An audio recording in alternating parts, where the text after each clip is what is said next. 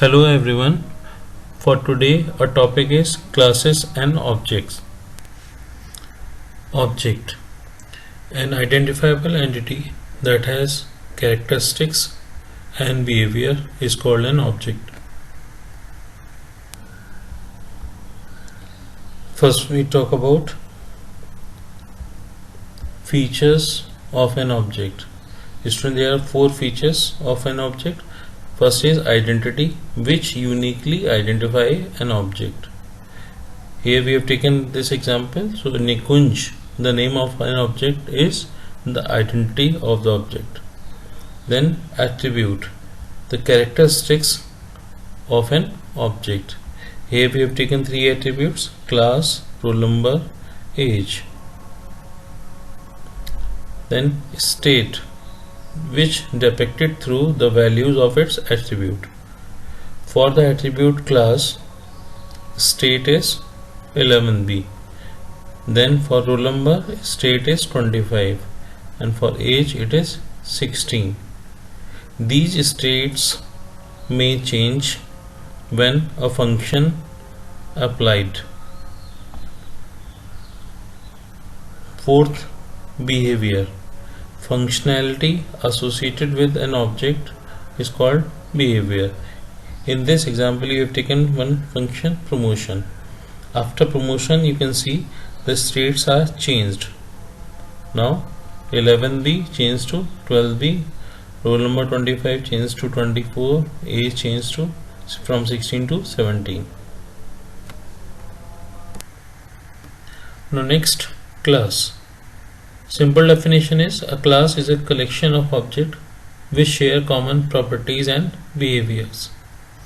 In another way, we can define class as it is a way to wrap data and its associated functions into a single unit. This definition is quite similar to encapsulation.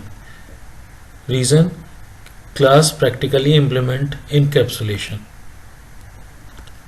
Here we see one example. Here one class is defined. Class name is XYZ. Here there int a is the data member which represent characteristics of object, and public void function, this is the function which is member function that represent behavior.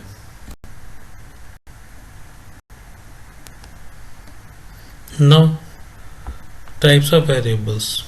There are four types of variables: instance variable, global variable declared outside all the function, class variable, that is also global variable but it is preceded with static keyword, argument variable which given in function parameter list, and local variable which declared inside the body of a function. We can see this example. Here you can see int a, this is the instance variable, static int b which is preceded with a static keyword, that's why it is class variable, and both are declared outside all the function, hence these are global variables also. Now inside main method int x, this is argument variable, and inside main body when we declare a variable, here it is int y, it is local variable. Next component of class is methods. A method is a block of instructions that can perform a particular task. The behavior of an object can be represented through method in a class. The general syntax to define a method: first we can write access modifier like public, private, protected, non-access modifier like final, static, abstract, then return type, whatever the function will return we write there, function name, user defined it is, and argument parameter list, then body of the function, how the function will be defined.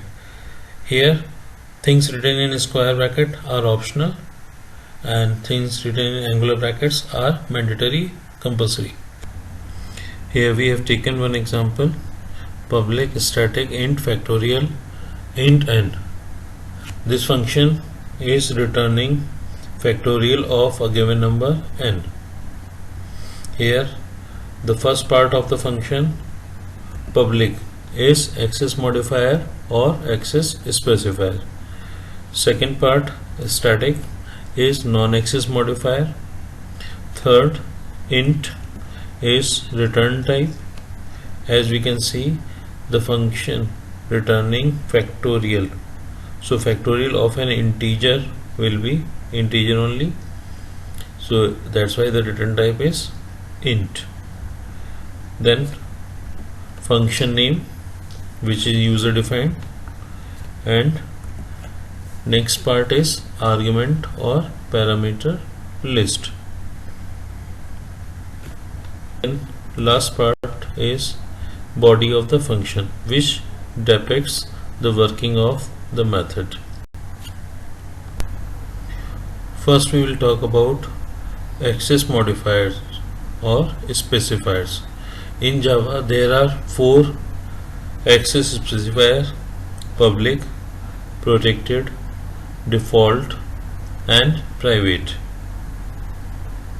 When we take variable or method as public, then these variables or methods are accessible everywhere, whether in same package or in other packages. If we take members of the class as protected, then these are available within same package and in derived classes of other packages, but not in other classes of other package. When we don't mention anything, then Java by default take default specifier. That's why we also call it friendly. When we don't mention anything, then these members are available or accessible within same package only. Then fourth specifier is private. If we declare a variable or a method as private, that means that method is accessible within same class where it is declared.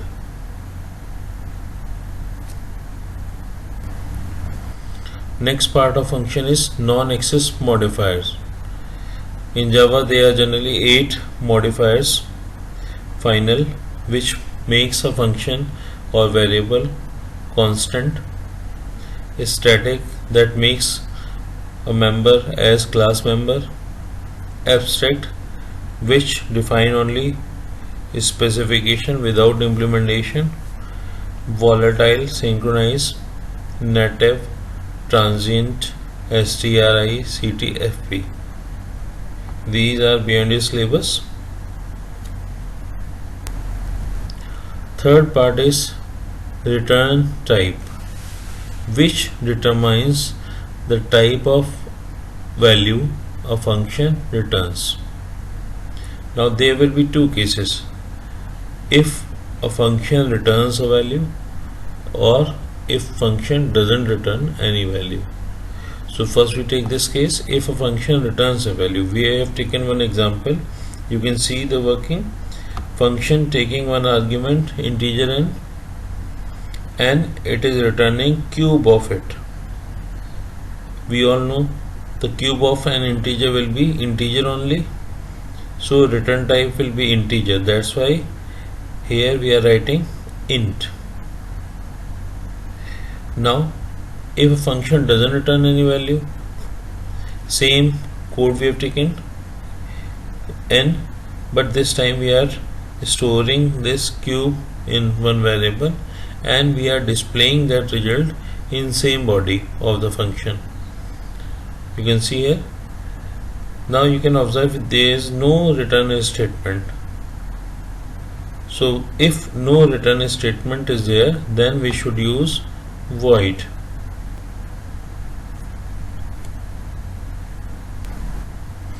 Other parts of a method. First is function name. It is user defined and follows naming rules for an identifier. Parameter list, list of variables a function needs to perform operation. Then body of the method, working of a function. which depicted through quotes.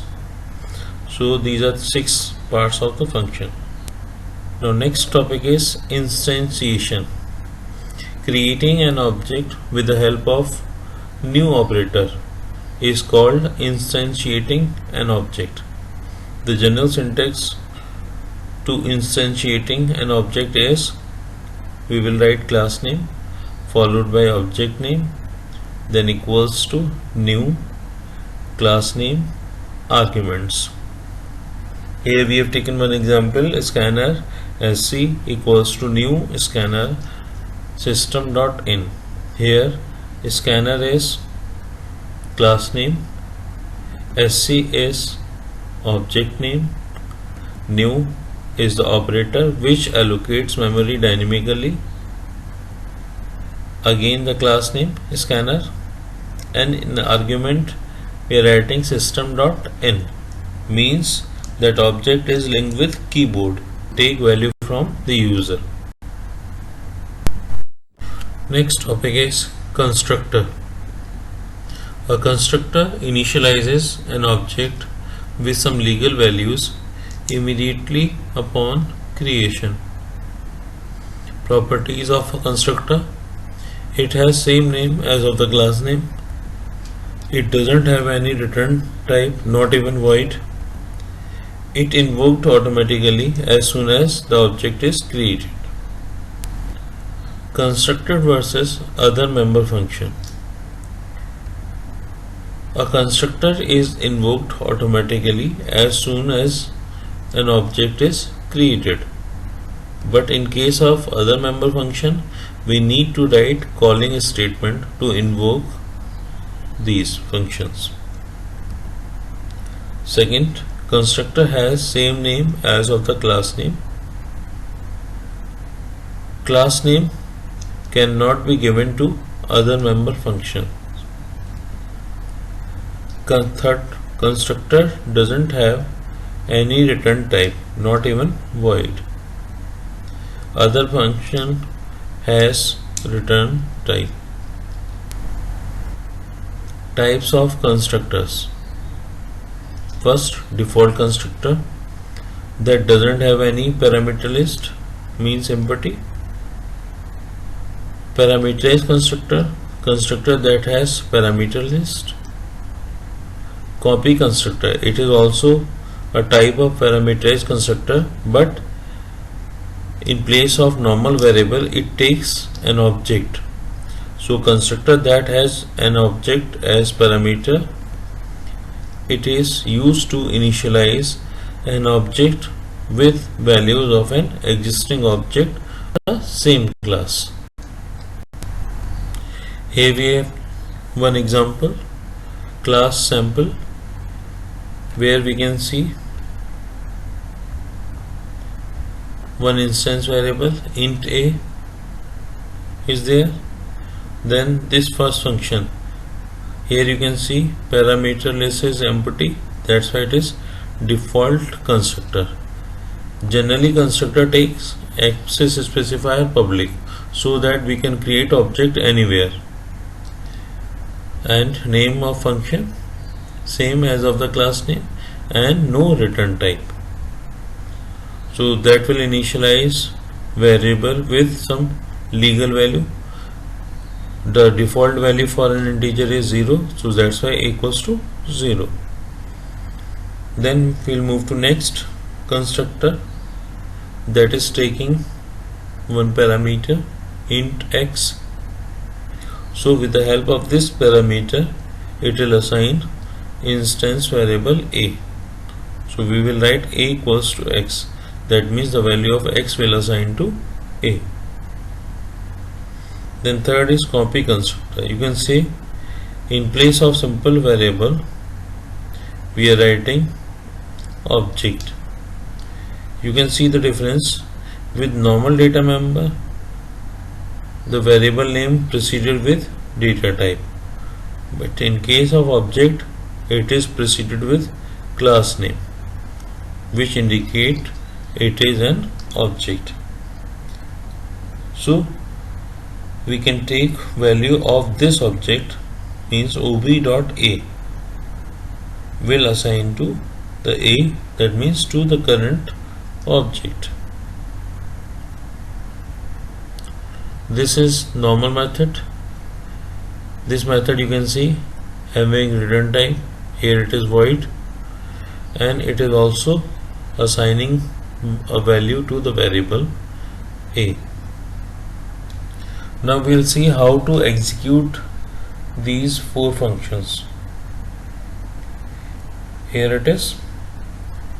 First, to create object, we all know class name followed by object name, then new, then constructor. This constructor, you can see there is no argument, hence it will invoke default constructor. Second object we are creating, OB2.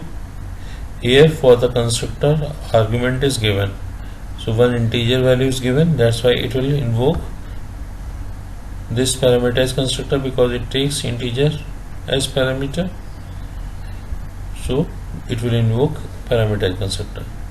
Then in case of third object, in argument we can see we are passing object, existing object OB2, so it will invoke copy constructor.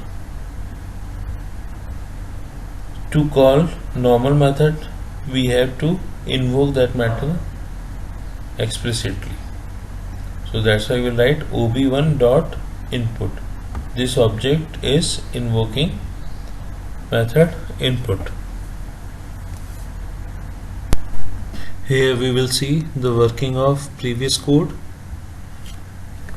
When we will write inside main, the first statement sample ob1 equals to new sample, so it will invoke default constructor, and according to that definition the value of ob1 will be 0. In second statement, it was sample ob2 equals to new sample 8, that means one argument or parameter is passed to the function body, so it will invoke parameterized constructor, and according to that definition that 8 will be passed to that object variable. So ob2, for this ob2 value will be 8. Third statement was sample ob3 equals to new sample ob2. It means this object, existing object, these value will copy to the new object ob3, so the value of ob2 8 will copy to ob3. Now in fourth statement, when we invoke other function, so the object which invoke that function, only that object will be affected. So according to that definition of input function, 10 will assign to that object variable. So here ob1 will be updated to 10, and after updation the previous value of ob1 will be overwritten. So the final update will be ob2 8, ob3 8 and ob1 10. That's all for today. Thanks.